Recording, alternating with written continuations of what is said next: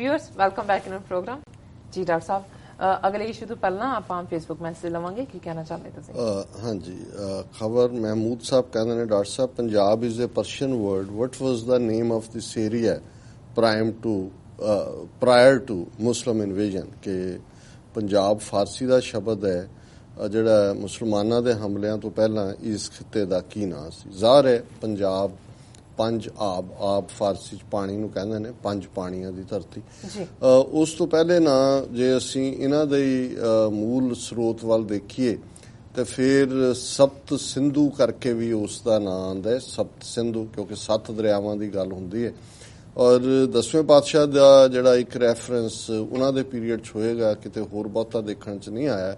ਜਦੋਂ ਉਹ ਪਟਨਾ ਸਾਹਿਬ ਤੋਂ ਪੰਜਾਬ ਆਉਣ ਦੀ ਗੱਲ ਕਰਦੇ ਨੇ ਤੇ ਉਹਨਾਂ ਨੇ ਮਦਰ ਦੇਸ ਹਮਕੋ ਲੈ ਆਏ ਭਾਂਤ ਭਾਂਤ ਦਾਈਨ ਦੁਲਰਾਏ, ਕਿ ਮੈਂ ਜਿਹੜਾ ਪਟਨਾ ਸ਼ਹਿਰ ਵਿਖੇ ਭਵ ਲਿਓ, ਉਸ ਤੋਂ ਪਹਿਲਾਂ ਸੀ ਪਟਨਾ ਸ਼ਹਿਰ 'ਚ ਮੇਰਾ ਜਨਮ ਹੋਇਆ ਤੇ ਫਿਰ ਮਦਰ ਦੇਸ ਹਮਕੋ ਲੈ ਆਏ। ਹੁਣ ਇਹ ਮਦਰ ਦੇਸ ਜਿਹੜਾ ਇਹਦਾ ਵੀ ਇਸਤੇਮਾਲ ਕਿਤੇ ਨਾ ਕਿਤੇ ਹੋਏਗਾ, ਪਰ ਸਪਤ ਸਿੰਧੂ ਜਾਂ ਸਪਤ ਸਿੱਧੂ ਬਾਅਦ ਦੇ ਵਿੱਚ ਕਈ ਇਸਤੇਮਾਲ ਸਿੰਧੂ ਮੋਰ ਸਿੰਧ ਦਰਿਆ ਦੇ ਨਾਲ, ਇੰਡਸ ਦੇ ਨਾਲ ਜੁੜਿਆ ਹੋਇਆ, ਇਹ ਇਸ ਦਾ ਨਾਂ ਸੀ।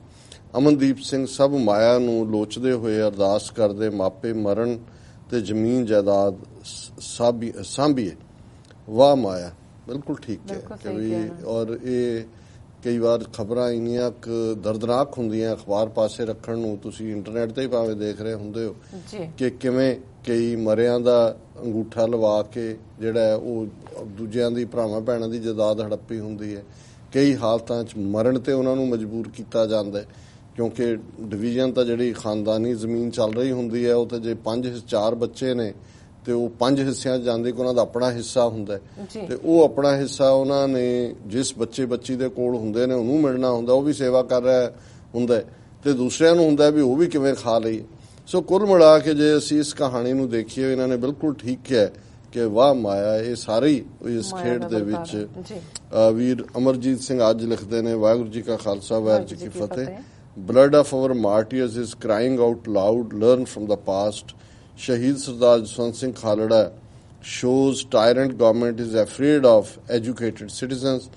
We Sikhs see TV84 as a beacon of light.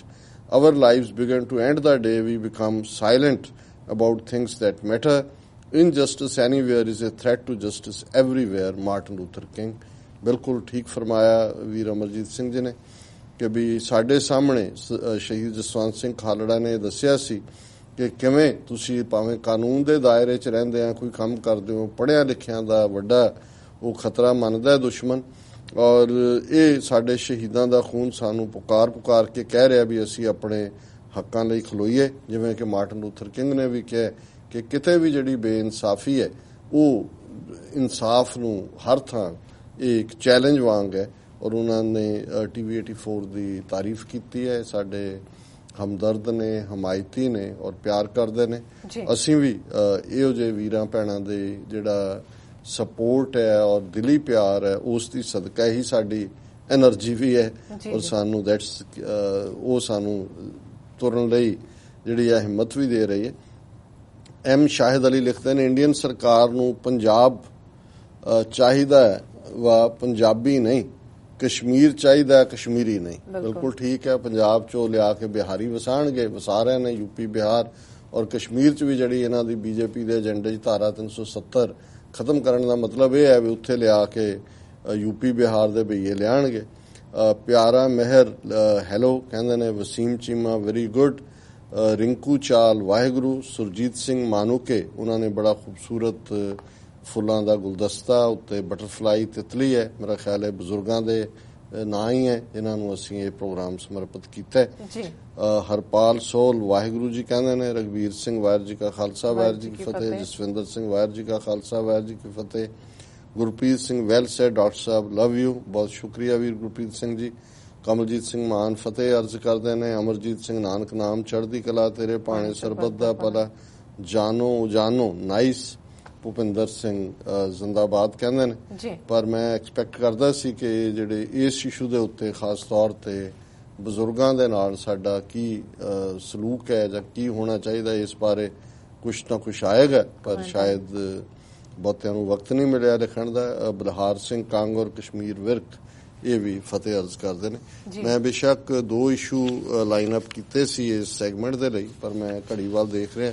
ਇੱਕ ਮੈਂ ਕੁਇਕਲੀ ਲਵਾਂਗਾ, ਦੂਸਰਾ ਇਹੀ ਹੈ ਕਿ ਬਜਰੰਗ ਦਲ ਨੇ ਹਨੂਮਾਨਗੜ੍ਹ ਦੇ ਵਿੱਚ ਟ੍ਰੇਨਿੰਗ ਕੈਂਪ, ਜਿਹਦੇ ਛੋਟੇ ਛੋਟੇ ਬੱਚਿਆਂ ਨੂੰ ਹਥਿਆਰ ਚਲਾਉਣ ਔਰ ਪੂਰੀ ਨਫ਼ਰਤ ਜਿਹੜੀ ਹੈ ਘੱਟ ਗਿਣਤੀਆਂ ਮੁਸਲਮਾਨਾਂ ਦੇ ਖਿਲਾਫ ਉਹ ਸਿਖਾਈ ਜਾ ਰਹੀ ਹੈ। ਔਰ ਜਿਹੜੀ ਖਬਰ ਜਦੋਂ ਅਸੀਂ 2 ਦਿਨ ਪਹਿਲਾਂ ਹੀ ਇਹ ਜ਼ਿਕਰ ਕੀਤਾ ਵੀ ਕਿਵੇਂ 150 ਹਿੰਦੂ ਜਥੇਬੰਦੀਆਂ ਦਾ ਇੱਕ ਸਿਖਰ ਸੰਮੇਲਨ ਗੋਆ ਦੇ ਵਿੱਚ ਸੱਦਿਆ ਗਿਆ ਔਰ ਉਹਨਾਂ ਨੇ ਕਿਹਾ ਕਿ 2023 ਤੱਕ ਅਸੀਂ ਜਿਹੜਾ ਉਹ ਕਿਵੇਂ ਹਿੰਦੂ ਬਣਾਉਣਾ ਹੈ ਉਹਦੀ ਸਟ੍ਰੈਟਜੀ ਡਿਸਕਸ ਕਰਨੀ। ਆਲਰੇਡੀ ਉਹ ਸਮਾਗਮ ਸ਼ੁਰੂ ਹੋ ਗਿਆ ਔਰ ਅੱਜ ਹੀ ਉਸ ਜਿਹੜੀ ਸਮਾਗਮ ਦੀ ਸਭ ਤੋਂ ਨਫ਼ਰਤ ਨਾਲ ਭਰੀ ਹੋਈ ਬੁਲਾਰੀ ਉਸ ਦੀ ਸਟੇਟਮੈਂਟ ਨੂੰ ਸਾਰੇ ਮੇਨ ਸਟ੍ਰੀਮ ਮੀਡੀਆ ਨੇ ਹਾਈਲਾਈਟ ਕੀਤਾ।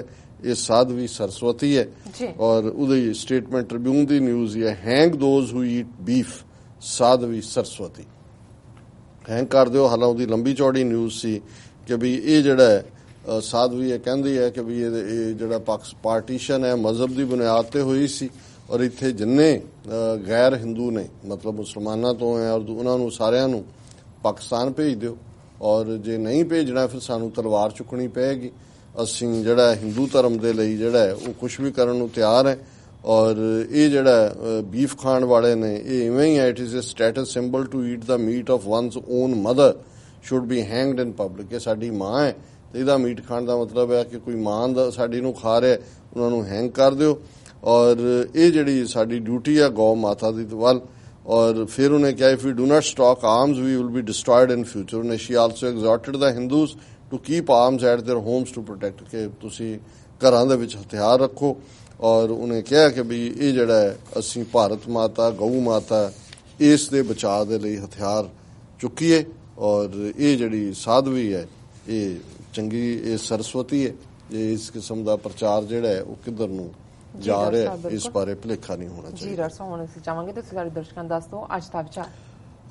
ਅੱਜ ਪਹਿਲੀ ਹਾੜ ਦਾ ਦਿਨ ਵੀ ਹੈ ਨਾਨਕਸ਼ਾਹੀ ਕੈਲੰਡਰ ਮੂਲ ਮੁਤਾਬਕ ਔਰ ਇਸ ਨੂੰ ਸੰਗਰਾਂਦ ਸ਼ਬਦ ਕਰਕੇ ਜ਼ਿਆਦਾ ਸੰਗਤਾਂ 'ਚ ਜਾਣਿਆ ਜਾਂਦਾ ਹੈ ਔਰ ਇਸ ਮੌਕੇ ਦੇ ਉੱਤੇ 12 ਮਹੀਨਿਆਂ ਨੂੰ ਜਿਹੜਾ ਹੈ ਉਹ ਮੱਦੇਨਜ਼ਰ ਰੱਖਦੇ ਆ 12ਵਾਂ ਮਾਝ ਹੈ ਗੁਰੂ ਅਰਜਨ ਸਾਹਿਬ ਦਾ, ਗੁਰੂ ਨਾਨਕ ਸਾਹਿਬ ਦਾ ਰਾਗ ਤੁਖਾਰੀ ਦੇ ਵਿੱਚ ਜਿਹੜਾ ਹੈ ਔਰ ਅਸੀਂ ਰਾਗ ਤੁਖਾਰੀ ਦੇ ਸ਼ਬਦ ਦੀ ਵਿਚਾਰ ਕਰਦੇ ਹਾਂ। ਅੱਜ ਹਾੜ ਦੇ ਮਹੀਨੇ ਜਿਸ ਦੇ ਲਈ ਪੁਰਾਤਨ ਅਸਾੜ ਸ਼ਬਦ ਜਿਹੜਾ ਹੈ ਉਹ ਇਸਤੇਮਾਲ ਹੁੰਦਾ।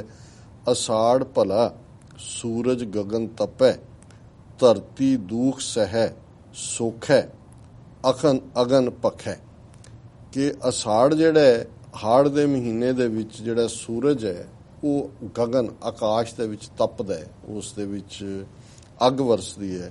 ਧਰਤੀ ਦੂਖ ਸਹਿ ਸੋਖੈ ਅਗਨ ਪਖੈ, ਕਿਉਂਕਿ ਸੂਰਜ ਜਿਹੜਾ ਉਹ ਅਗਨ ਪਖ ਰਿਹਾ, ਅਗਨ ਦੇ ਨਾਲ ਤਪ ਰਿਹਾ ਔਰ ਉਹ ਜਿਹੜਾ ਇਸ ਮਹੀਨੇ ਜਿਹੜੀ ਧਰਤੀ ਦੀ ਨਮੀ ਹੈ ਉਸ ਦੀ ਹਿਊਮਿਡਿਟੀ ਹੈ ਉਸ ਦਾ ਪਾਣੀ ਹੈ ਉਹ ਹਾੜ ਦਾ ਇਹ ਤਪਦਾ ਸੂਰਜ ਉਸ ਨੂੰ ਸੋਖ ਰਿਹਾ ਹੈ, ਉਸ ਨੂੰ ਐਬਜ਼ੌਰਵ ਕਰ ਰਿਹਾ ਹੈ। ਧਰਤੀ ਦੁੱਖ ਸਹਿ ਔਰ ਇਹਦੇ ਨਤੀਜੇ ਵਜੋਂ ਧਰਤੀ ਦੇ ਉੱਤੇ ਦੁੱਖ ਹੈ, ਚਾਰ ਚਫੇਰੇ ਕੁਰਲਾਟ ਮਚੀ ਹੋਈ ਹੈ ਔਰ ਜਿਹੜਾ ਇਹ ਸਾਰੇ ਦਾ ਚੋਂ ਦੁੱਖ ਨਿਕਲ ਰਿਹਾ।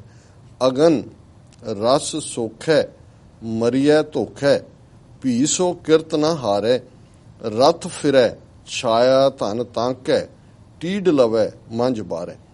ਕਿ ਹੁਣ ਇਹ ਅੱਗ ਰੂਪੀ ਜਿਹੜਾ ਸੂਰਜ ਹੈ ਇਹ ਧਰਤੀ ਦੀ ਹਿਊਮਿਡਿਟੀ ਰਸ ਨੂੰ ਸੋਖ ਰਿਹਾ ਔਰ ਮਰੀਆ ਧੁੱਖ ਹੈ। ਹੁਣ ਧੁੱਖ ਕੇ ਕਰਾ ਕੇ ਲੋਕਾਈ ਜਿਹੜੀ ਉਹ ਮਰ ਰਹੀ ਹੈ। ਉਹਦੇ 'ਚ ਅਸੀਂ ਕਈ ਵਾਰੀ ਇਹ ਕਹਿੰਦੇ ਸੀ ਇਹਨਾਂ ਮਹੀਨਿਆਂ ਨੂੰ ਕਿ ਕਾਂ ਦੇ ਵੀ ਅੱਖ ਆਈ ਹੈ ਕਿ ਤੁਸੀਂ ਕਦੇ ਪੰਛੀ ਵੀ ਦੇਖੋ ਉਹ ਮੂੰਹ ਖੋਲ ਕੇ ਜਿਹੜਾ ਉਹ ਕਿਵੇਂ ਉਸ ਗਰਮੀ ਦੇ ਵਿੱਚ ਤਰਾ ਕਰ ਰਹੇ ਹੁੰਦੇ ਨੇ।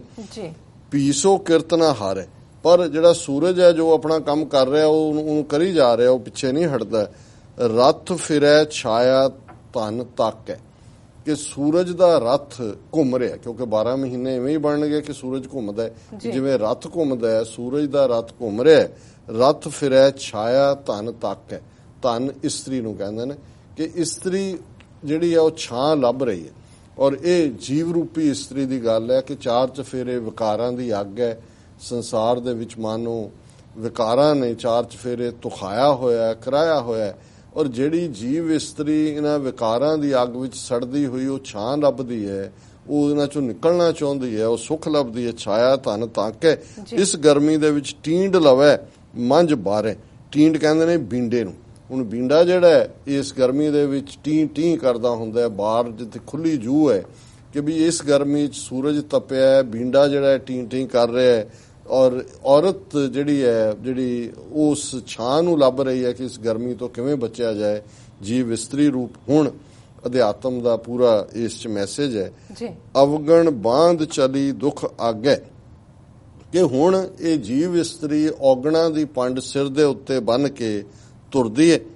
ਸੁਖ ਤਿਸ ਸਾਚ ਸੰਭਾਲੇ, ਵੀ ਸੁਖ ਉਸ ਜੀਵ ਇਸਤਰੀ ਨੂੰ ਹੈ, ਉਸ ਰੂਹ ਨੂੰ ਹੈ ਜਿਹੜਾ ਕਿ ਉਸ ਦੇ ਨਾਂ ਦੀ ਸੰਭਾਲ ਕਰਦਾ ਹੈ, ਸੱਚ ਦੀ ਸੰਭਾਲ ਕਰਦਾ ਹੈ। ਨਾਨਕ ਜਿਸ ਨੂੰ ਇਹੋ ਮਨ ਦੀਆ ਮਰਨ ਜੀਵਨ ਪ੍ਰਭ ਨਾ ਦੇ। ਜਿਸ ਜੀਵ ਇਸਤਰੀ ਨੂੰ ਰੱਬ ਨੇ ਸਿਮਰਨ ਵਾਲਾ ਮਨ ਦਿੱਤਾ, ਉਸ ਨਾਲ ਰੱਬ ਦਾ ਸਦੀਵੀ ਸਾਥ ਪੁੱਗ ਜਾਂਦਾ ਹੈ। ਸੁਖ ਤਿਸ ਸਾਚ ਸੰਭਾਲੇ, ਕਿ ਭਾਈ ਉਹਨੂੰ ਸੁੱਖ ਹੈ ਕਿ ਉਹ ਸੱਚ ਦੀ ਸੰਭਾਲ ਕਰਦੀ ਹੈ ਜੀਵ ਇਸਤਰੀ। ਤੇ ਨਾਨਕ ਜਿਸ ਨੂੰ ਇਹੋ ਮਨ ਦੀਆ ਮਰਨ ਜੀਵਨ ਪ੍ਰਭ ਨਾਲੇ, ਕਿ ਜਿਸ ਨੂੰ ਪ੍ਰਭੂ ਨੇ ਜਿਸ ਜੀਵ ਇਸਤਰੀ ਨੂੰ ਇਹੋ ਜਿਹਾ ਮਨ ਦਿੱਤਾ, ਰੱਬ ਉਹਦੇ ਨਾਲ ਹਮੇਸ਼ਾ ਸਦੀਵੀ ਸਾਥੀ ਬਣ ਜਾਂਦਾ ਹੈ। ਔਰ ਫਿਰ ਉਸ ਨੂੰ ਵਿਕਾਰਾਂ ਦੀ ਗਰਮੀ ਜਿਹੜੀ ਹੈ ਉਹ ਪਹੁੰਚਦੀ ਨਹੀਂ ਹੈ, ਉਸ ਆਨੰਦ ਦੇ ਵਿੱਚ ਰਹਿੰਦਾ। ਔਰ ਇਹ ਜਿਵੇਂ ਕਿ ਅਲੰਕਾਰ ਇਸਤੇਮਾਲ ਕੀਤਾ, ਹਾੜ ਦਾ ਮਹੀਨਾ, ਸੂਰਜ ਦਾ ਤਪਣਾ ਔਰ ਛਾਂ ਕਿਤੇ ਨਾ ਹੋਣਾ, ਬੀਂਡਾ ਜਿਹੜਾ ਹੈ ਉਸ ਦਾ ਟੈਂ ਟੈਂ ਕਰਨਾ, ਔਰ ਇਸ ਸਾਰੇ ਚੋਂ ਫਿਰ ਸੁੱਖ ਜਿਹੜਾ ਹੈ ਉਹ ਅਲਟੀਮੇਟਲੀ ਰੱਬ ਦੀ ਗੋਦ ਦੇ ਵਿੱਚ ਹੈ। ਇਹ ਅੱਜ ਦਾ ਵਿਚਾਰ ਜੀ। ਡਾਕਟਰ ਸਾਹਿਬ ਤੁਹਾਡਾ ਬਹੁਤ ਬਹੁਤ ਸ਼ੁਕਰੀਆ, ਤੁਸੀਂ ਅੱਜ ਦੇ ਅਹਿਮ ਇਸ਼ੂ ਤੇ ਅੱਜ ਦਾ ਵਿਚਾਰ ਸਾਡੇ ਦਰਸ਼ਕਾਂ ਨਾਲ ਸਾਂਝਾ ਕੀਤਾ। ਇਸ ਨਾਲ ਆਪਣੇ ਵਿਊਅਰਸ ਕੋਲ ਲੈਂਦੇ ਹਾਂ ਇਜਾਜ਼ਤ। ਵਿਊਅਰਸ, ਸਾਡੇ ਪ੍ਰੋਗਰਾਮ ਦਾ ਸਮਾਂ ਇੱਥੇ ਸਮਾਪਤ ਹੁੰਦਾ। ਤੁਸੀਂ ਆਪਣੀ ਰਾਏ ਤੇ ਸੁਝਾਅ ਸਾਨੂੰ ਭੇਜਣਾ ਭੁੱਲਣਾ ਸਾਡੇ ਇਸ ਪਤੇ ਤੇ sos@tv84.tv ਤੇ ਅਸੀਂ ਆਪਣਾ ਪ੍ਰੋਗਰਾਮ ਲੈ ਕੇ ਫਿਰ ਦੁਬਾਰਾ ਹਾਜ਼ਰ ਹੋਵਾਂਗੇ। ਤਦ ਤੱਕ ਲਈ ਮੈਨੂੰ ਤੇ ਆਪਣਾ ਸੁਣਾ ਗਿਆ ਦੋ ਦੇਖਦੇ ਰਹੋ TV84। ਬੁਲਾ ਦਿਓ ਫਤਿਹ। ਵਾਹਿਗੁਰੂ ਜੀ ਕਾ ਖਾਲਸਾ, ਵਾਹਿਗੁਰੂ ਜੀ ਕੀ ਫਤਿਹ।